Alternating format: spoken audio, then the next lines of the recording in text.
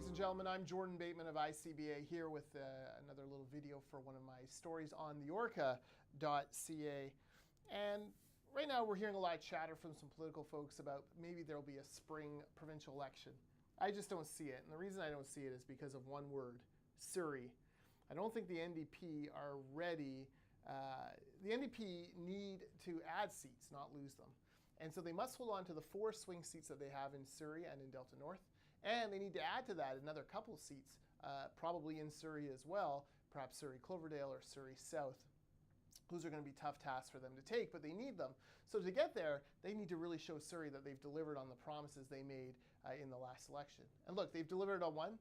They've taken the toll off the Port Mann Bridge, but that's going to be a couple of years ago by the time the spring rolls around. People forget, they have short memories as to what governments have accomplished, and you just don't know how that will play. There's a couple of issues as well that have really hurt the NDP in Surrey. One of them is ride-sharing, and not for the reasons you think.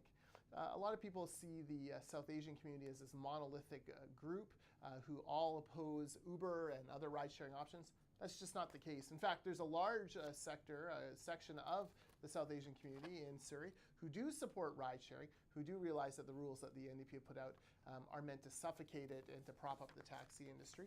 But if you're an elderly South Asian person, the idea of having ride-sharing is very attractive to you. Further, there's bus drivers. TransLink's got a major bus driver hiring spree. Many of those bus drivers are from Surrey, are from South Asian communities, and they are coming to the realization that Uber doesn't replace transit, it actually augments it.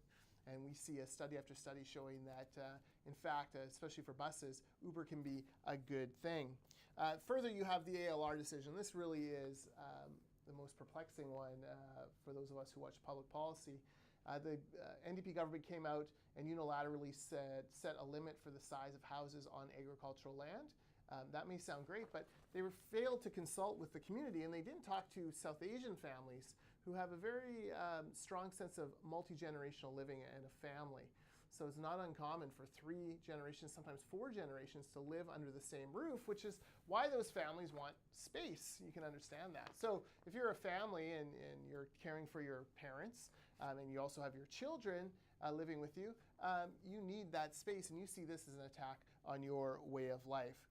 So for those reasons, I think the NDP are in a little bit of a precarious position in Surrey. I saw video clips from a public meeting over the weekend where passionate farmers were yelling at Jagrut Brar. That's not a good sign for the NDP. So if they want to hold on to what they have, the Premier's office, and form a majority government, they have got to not only keep those Surrey seats, they need to add more, and they just aren't ready to do that yet. So I don't think a spring election is coming. Anyways, read my piece on the Orca.ca. I hope you enjoy it, and thanks again for reading our little fish.